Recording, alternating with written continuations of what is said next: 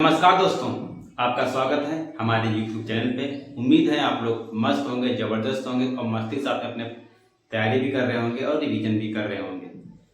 तो हमने पिछले जो वीडियोस में जितने चैप्टर हमारे 4 चैप्टर समाप्त हो चुके हैं, इसके पिछले वाला जो था द्विघात समीकरण था वो भी चैप्टर हमारा समाप्त हो चुका। अगर उसमें कोई दिक्कत है या कोई सवाल समझने में कोई प्रॉब्लम हो रही है तो आप कमेंट बॉक्स में जरूर क्वेश्चन बताइएगा कि क्या दिक्कत हो रही है आपको।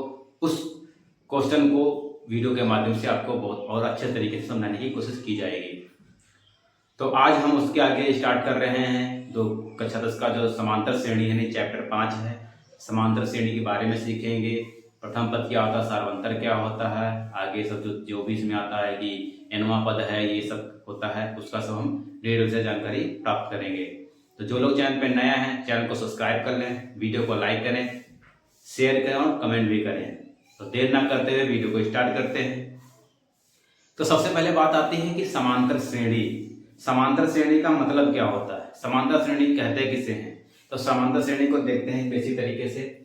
अगर जो कोई पद है, भाई श्रेणी का मतलब क्या होता है, श्रृंखला जिसको बोल सकते हैं श्रेणी। जैसे कहते हैं श्रेणी क्रम में लगाओ या आरोही क्रम में लगाओ, तो एक क्रम मतलब एक लाइन में ड्रॉ करना। तो इसका मतलब होता है इसमें क्या होता है, हमारे प्रथम पद होता है और एक सार्वंतर होता है। तो प्रथम पद को हमें आप ए लिखते हैं और सार्वंतर को डी लिखते हैं। सार्वंतर का मतलब होता है कि दूसरे पद से पहला पद घटाना। कहते क्या है, अगर समांतर श्रेणी की परिभाषा बात कही जाए तो क्या होगा, अगर किसी श्रेणी में प्रथम पद ए तथा सार्वंतर डी, यानी लिख सकते हैं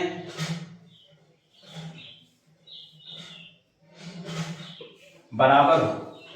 भाई कोई श्रेणी हमने लिखी, उसमें पहला पद तो हो गया होगा, उसके बाद सार्वंतर जो हमारा हो वो बराबर होना चाहिए। यानी जैसे अगर लिखा है, ये लिखा 4, फिर 7 लिखा है, फिर 10 लिखा है, फिर 11 लिखा है, इसका मतलब क्या है, इनके बीच का अंतर कितना है, 3 है। यहाँ भी 3 है, यहाँ भी 3 है।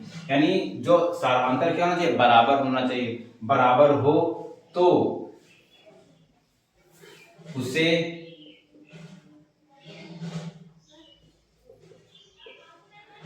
समांतर श्रेणी कहते हैं। समझ आया समांतर श्रेणी, प्रथम पद ए तथा सार्वंतर डी यानी बराबर। प्रथम पद तो हो ही गया, इसके बाद सार्वंतर होता है। ये तो हम सीखे हैं कि समांतर जो श्रेणी होती है उसमें प्रथम पद होता है, सार्वंतर होता है। अच्छा, अब यहां से बात आती है कि सार्वंतर हम निकालते कैसे हैं। ठीक है, सार्वंतर निकालते कैसे। सार्वंतर निकालने के बाद फिर देखेंगे श्रेणी को बनाते कैसे हैं। तो सबसे पहले देखते हैं कि सार्वंतर कैसे निकालते हैं। अच्छा, यहां से सार्वंतर कैसे निकालते हैं। सार्वंतर इसका मतलब होता है, अगर कोई श्रेणी हमने लिख ली है, जैसे A1 लिख लिया, A2 लिख लिया, A3, A4, A5, A6 नहीं डाला, ऐसे करके हमने लिख लिया है। तो अगर प्रथम पद की बात कही जाए तो प्रथम पद होगा हमारा, तो पहले वाला होगा तो हमारा A1 हो जाएगा।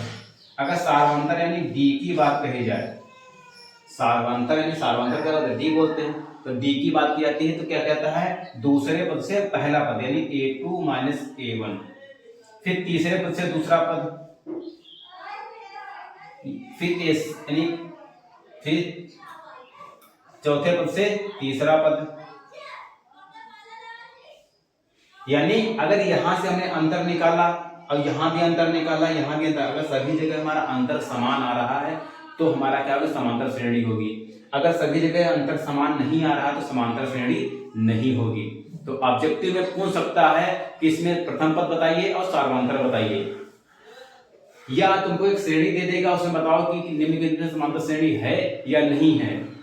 तो ऑप्शन में हो सकता नहीं है, दूसरा हो सकता है, तीसरा हो भी सकता है, नहीं हो सकता है, और चौथा में से कोई नहीं, तो आप उसमें फंस जाएंगे। तो यानी ये तुमको पास सार्वंतर जो होता है, दूसरे पद से पहला पद, तीसरे पद से दूसरा पद, चौथे पद से तीसरा पद, पांचवें पद से चौथा पद।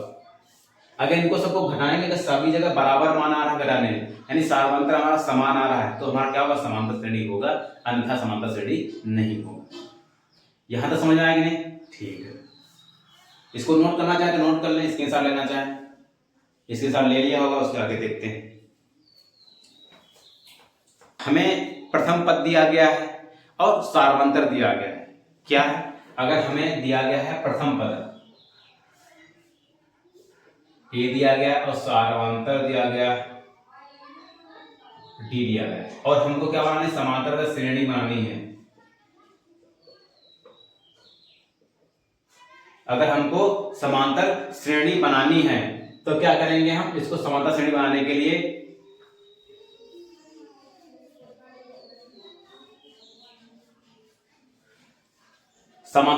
क्या करते हैं, प्रथम पद ये यानी ए प्लस का डी करेंगे, उसके बाद में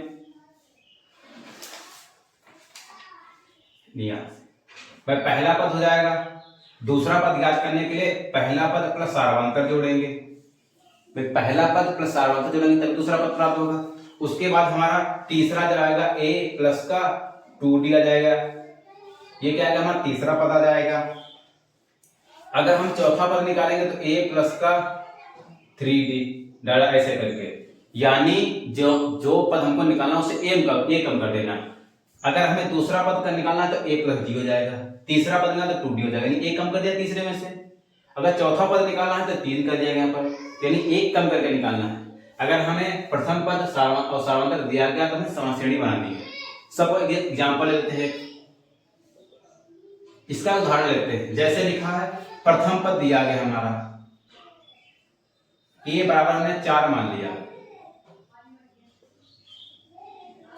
सार्वंतर हमें हमारा 5 दे दिया गया। प्रथम पद 4 है, सार्वंतर 5 दिया गया है, और कहा जाए कि श्रेणी बनाओ। क्या बनाना है, समांतर श्रेणी बनाओ।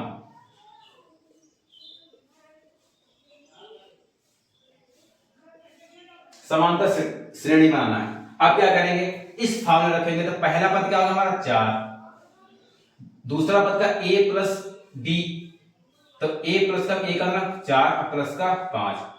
दूसरा निकालेंगे तो पहला पद 4 और प्लस का 2 गुणे 5, क्योंकि 2d है, 2 गुणे 5 हो जाएगा, ये हो जाएगा। पहला पद 4 दिया जाएगा, फिर 3 गुणे 5, ऐसे करके आगे भी निकालेंगे।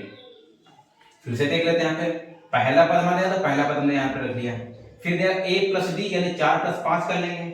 उसके बाद a प्लस 2d यानी a का मान 4 है और 2 गुणे 5 हो जाएगा, ये यहाँ पे 4 प्लस 3 गुणे 5 हो जाएगा। तो यहाँ जाएगा 4 कामा 5 4 9 कामा ये 4 और 5 10 4 14, ये 5 15 4 19, ये हो गई। ये हमारी क्या हो गई, ये समांतर श्रेणी हो गई। तो उम्मीद है समझ में आ रहा होगा। समझ में आ रहा है तो वीडियो को लाइक भी करें। यहां तुम्हें पता होगा कि अगर प्रथम पद दिया गया और सार्वंतर दिया गया तो श्रेणी निकालना हो तो कैसे निकालते हैं। ये हो गया। अच्छा, मेरे समझ में आएगा। समझ इसके साथ लेना चाहिए, इसके साथ ले लें। एग्जाम्पल समझाया, एग्जाम्पल के माध्यम से आपको अच्छे समझ में आ जाएगा। यहाँ पे एक दूसरी बात भी आती है कि क्या सार्वंतर हमेशा प्लस का ही हो सकता है या ऋणात्मक आ सकता है कि नहीं आ सकता है, या जीरो हो सकता नहीं हो सकता।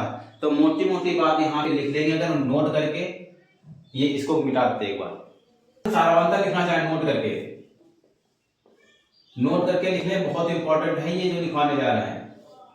यानी यहाँ पे कह सकते हैं सार्वंतर है, सार्वंतर जो है क्या हो सकता है, यानी धनात्मक भी हो सकता है, धनात्मक और ऋणात्मक हो सकता है, और शून्य भी हो सकता है। तो ये बहुत मेन पॉइंट है कि जो सार्वंतर धनात्मक भी आ सकता है, ऋणात्मक यानी माइनस का भी आ सकता है, और जीरो भी आ सकता है। तो ये चीज ध्यान रखना, ये मत सोचना कि अगर इसमें जो सार्वंतर हमारा नेगेटिव आ गया, माइनस का आ गया तो गलत हो गया। नहीं, सार्वंतर हमारा प्लस का भी आ सकता है, माइनस का भी आ सकता है, और जीरो भी आ सकता है। तो ये मेन पॉइंट आपको याद करना है। तो जो भी समझाया गया आपको मुझे समझ में आया होगा कि प्रथम पद क्या होता है, सार्वंतर क्या होता है, सार्वंतर कैसे निकाला जाता है, सार्वंतर और दिया गया प्रथम पद सार्वंतर दिया गया उसकी श्रेणी कैसे बनाते हैं। तो उम्मीद है सबको समझ में आया होगा। अब हम एक उदाहरण के माध्यम से सीखेंगे। पहला जो उदाहरण दिया गया है वो भिन्न के रूप में दिया गया है, तो इसका हम पूछ रहा है, पहला उदाहरण दिया गया है तो इसको उदाहरण के माध्यम से पहला सीखते हैं। पहला उदाहरण दिया गया हमारा है, ये दिया गया समांतर श्रेणी 3/2 कामा 1/2 कामा माइनस का 1/2 कामा माइनस 3/2 के लिए प्रथम पद ए और सारवंतर डी लिखिए। यानी ये हमें श्रेणी दी गई है और इस श्रेणी में पहला पद यानी प्रथम पद और सारवंतर निकालना सिर्फ है। तो देखते हैं, तो सवाल दिया गया हमारा है 3/2 कामा 1/2 कामा माइनस का 1/2 कामा माइनस का 3/2 कामा ये, यानी क्या निकालना है यहाँ पे, ए भी निकालना है और डी भी निकालना है, प्रथम पद निकालना है और सारवांतर भी निकालना है। देखते हैं, तो प्रथम पद का मतलब क्या होता है, जो हमारी श्रेणी दी गई उसका जो पहला वाला होता है वही हमारा क्या होता है, प्रथम पद होता है। यानी यहाँ पे a बराबर कितना हो जाएगा हमारा 3/2, तो प्रथम पद कितना आ गया हमारा, ये प्रथम पद आ गया हमारा 3/2। अब निकालना है सारवांतर, क्या निकालना है, सारवांतर। सारवांतर डी निकालना है हमें, डी को क्या बोलते हैं, सारवांतर। ठीक, तो क्या होता है, हमने बताया था कि दूसरे पद से पहला पद घटाते हैं। दूसरा पद कौन हो गया हमारा, ये हो गया। अगर इसको मान ले तो ये a1 हो जाएगा, ये a2 a3 a4 ऐसे हो जाएगा। भाई हमने मान लिया है, ठीक है, हमने इसको a1 माने a2 माने। और सारवांतर मतलब क्या होता है, दूसरे पद से पहला पद घटाना, यानी a2 माइनस का a1। a2 कितना दिया गया हमारा, 1/2 दिया गया माइनस का, a1 कितना दिया, 3/2 दिया गया। जब हर समान होते हैं तो क्या होता है, अंश हमारे घट जाते हैं वैसे, तो यार माइनस का 2/2, 2 से करें कितना आएगा, माइनस का 1। सारवांतर कितना आ गया, माइनस का 1। अभी यहाँ पे यहीं तक नहीं करेंगे, क्यों, क्योंकि हो सकता आगे इसको अगर घटाएंगे तो नहीं हो तो क्या करेंगे, तो इसलिए ये वाला यानी कम से कम 2 से 3 तक हमको चेक ही करना है। ये हमने निकाला a2 माइनस a1 कर दिया। अगर दूसरा भी निकालेंगे तो a3 में से, यहां से निकालेंगे a3 में से a2 घटाएंगे। भाई तीसरे पद से दूसरा पद घटाएंगे तब भी हमारा सारवांतर समान ही आना चाहिए। अगर समान होगा तो समांतर श्रेणी है, अगर समान नहीं होगा तो समांतर श्रेणी नहीं है। यहाँ पे a3 कितना दिया गया, माइनस का 1/2 दिया गया, माइनस का a2 कितना दिया गया, 1/2 दिया गया। अब देखो हर समान है तो देख लें, वो -1 बराबर माइनस का 2/2, 2 से कटेंगे कितना आएगा, माइनस का 1। इसका मतलब क्या, सारवांतर हमारा समान है, तो ये हमारी कौन सी श्रेणी है, समांतर श्रेणी है। तो इस क्वेश्चन में से उसने पूछा था कि पहला पद क्या है और सारवांतर क्या है। तो पहला पद हमारा 3/2 हो गया था और सारवांतर हमारा कितना हो गया, -1 हो गया। तो उम्मीद है क्वेश्चन समझ में आया होगा। इसके साथ लेना चाहे इसके साथ ले लें, बहुत अच्छे से समझाने की कोशिश की है। अगर आपको अच्छा लग रहा है, समझ में आ रहा है तो वीडियो को लाइक भी जरूर करें। उसके बाद हमारा क्वेश्चन नंबर दूसरा दिया गया है, उसको देखते हैं। अब इसके बाद हमारा उदाहरण नंबर 2 है, उसको देखते हैं। ध्यान से समझिएगा, जो अभी समझा चुके हैं सेम उसी तरीके से है। तो दूसरा नंबर कह रहा है कि संख्याओं की निम्नलिखित सूचियों में से कौन कौन से एपी नहीं है। एपी का मतलब है समांतर श्रेणी अरिथमेटिक प्रोग्रेशन। एपी का मतलब होता है समांतर श्रेणी और इसका फुल फॉर्म होता है अरिथमेटिक प्रोग्रेशन होता है।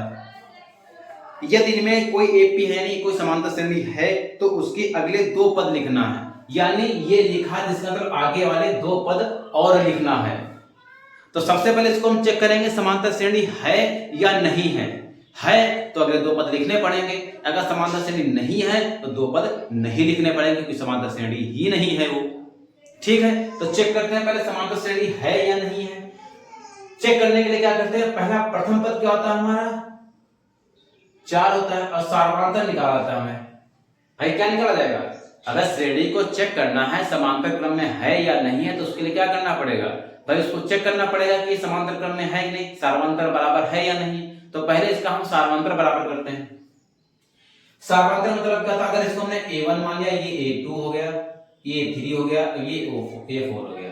तो सारवांतर मतलब दूसरे पद से पहला पद यानी a2 माइनस का a1 करेंगे। तो a2 माइनस a1 कितना आ जाएगा हमारा 10 माइनस का 4 बराबर कितना आ गया 6 आ गया। फिर क्या करते हैं, तीसरे पद से दूसरा पद घटाते हैं, a3 माइनस का a2, 16 माइनस का 10 बराबर 6, ये नीचे आ गया। फिर a4 माइनस a3 करते हैं, कितना आएगा हमारा 22 माइनस 16 बराबर कितना 6। इसका मतलब क्या है, यहां पे देखो सारांतर क्या सभी बराबर हैं, तो इसका मतलब ये क्या है, ये समांतर श्रेणी में है। क्या है, ये समांतर श्रेणी है, समांतर श्रेणी है। क्या है हमारा, समांतर श्रेणी है।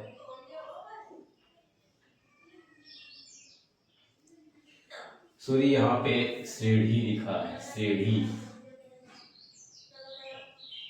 ये श्रेणी है, माफी चाहते हैं, माफी चाहते हैं, हमने देखा नहीं ध्यान से, जो पिछला आपने कर चुके हैं उसको सही कर लीजिएगा। फिर से सॉरी कह रहे हैं, हमने इसको नहीं देखा था। ठीक है, हमारा समांतर श्रेणी है। अब तो समांतर श्रेणी है तो क्या कह रहा है, इसके अगले दो पद और लिखना है। अच्छा, अगर करेंगे 4, 10, 16, 22 दिया गया है। अब अगला पद लिखेंगे तो क्या आएगा, हमने बताया था पहला पद, फिर a प्लस का d, फिर a प्लस का 2d, फिर a प्लस का 3d, और फिर a प्लस का 4d, और फिर a प्लस का 5d, ये बताया था। इसका मतलब ये वाला ये हो गया, इसका ये हो गया, इसका ये हो गया, ये वाला ये हो गया। अब क्या करना है, इसमें a प्लस का जोड़ना है, तो a कितना आ जाए हमारा 4 प्लस 4 गुणा d का मान कितना 6, यानी 4 प्लस 6 24, कितना आएगा हमारा 28। यहाँ पे कितना आ जाएगा हमारा 28 आ गया। उसके बाद ये वाला हो गया, फिर 4 प्लस का 5 गुणा 6 यानी कितना होगा 34, यहाँ पे कितना आ जाएगा हमारा 34 आ गया। अगर आप ये नहीं करना चाहते हैं तो आप ये भी देखिए, सार्वंतर 6 दिया गया, इसका मतलब क्या है, इसमें 6 जोड़ेंगे तभी तो आएगा 6, तो 22 6 28, 28 6 34। तो उम्मीद समझ में आया होगा। इसके साथ लेना चाहें इसके साथ ले लें। इसी तरीके से हमारा दूसरा सवाल दिया गया है, ये माइनस में दिया गया, तो इसको भी हम देख लेते हैं। यहां से अगर पहला पद देखें कितना 1 दिया गया, सारांतर निकालेंगे। सारांतर मतलब क्या आता है, ये a1 मान लिया, ये a2, a3, a4 मान लिया, तो यहाँ पे होगा a2 माइनस का a1, तो a2 कितना आ जाएगा माइनस का 1, और फिर माइनस में घटाएंगे माइनस का 2 आ गया। फिर घटाएंगे a3 माइनस का a2 करेंगे तो माइनस 3, माइनस का ये माइनस का 1 घटाएंगे कितना आएगा, ये माइनस का 3, ये माइनस प्लस का हो जाएगा, कितना आएगा माइनस का 2 आ गया। उसके बाद क्या करते हैं, a4 माइनस का a3 करेंगे, तो a4 माइनस का 5 माइनस का 3 बराबर, पर a4 में दिया गया। अब यहां से करेंगे तो -5 माइनस का प्लस का 3 हो जाएगा, बराबर का माइनस का 2। इसका मतलब क्या है, ये भी समांतर श्रेणी है। क्यों, यहाँ भी सार्वत्रिक बराबर, यहाँ भी, यहाँ भी। तो यहाँ पे d का जो मान आ गया, d का मान कितना आ गया माइनस का 2 आ गया, प्रथम पद माइनस का d आ गया, तो ये सार्वत्रिक है, सॉरी समांतर श्रेणी है। अब समांतर श्रेणी है, जिसका अगला पद बनाना है, तो पहला दिया गया हमारा 1 का -1 माइनस का 3 माइनस का 5, आगे बनानी है 2 बनानी है। अब तुमको इस वाले फॉर्मूले से रखना ही पड़ेगा। देखते हैं, पहला पद तुम्हें दिया गया है, दूसरा बनाएंगे a प्लस का d होता है, तीसरा बनाएंगे a प्लस का 2d होता है, चौथा बनाएगा 3d होगा, पांचवा बनाएगा तो 4d हो जाएगा, और अगर छठा बनाएंगे तो 5d हो जाएगा। तो यहाँ पे 1 2 3 4, यानी इसका मतलब ये वाला इसका हो गया, ये वाला इसका हो गया, ये वाला इसका हो गया, ये वाला इसका।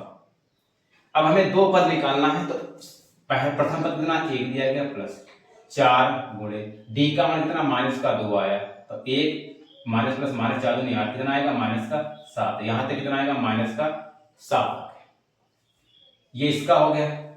अब यहाँ पे अगर हम अगला पद निकालेंगे तो प्रथम पद 1 दिया गया है प्लस का 5 गुणे d का माइनस का 2, तो 1 प्लस का 5 गुणे 10, ये माइनस का हो जाएगा 10, कितना आएगा माइनस का 9, तो अगला पद क्या आएगा हमारा माइनस का 9। तो अगले पद जो आएगा माइनस का 7 और माइनस का 9 आएगा। तो उम्मीद है समझ में आ रहा होगा, इसके हिसाब ले लें इसका। जिसको भी अगर नहीं समझ में आया है तो वीडियो को पुनः देखें एक बार। इसके बाद हमारे इसी के 3 और 4 पार्ट रह गए, उनको देख लेते हैं। अब तीसरा वाला पार्ट देखते हैं, क्या कह रहा है पार्ट।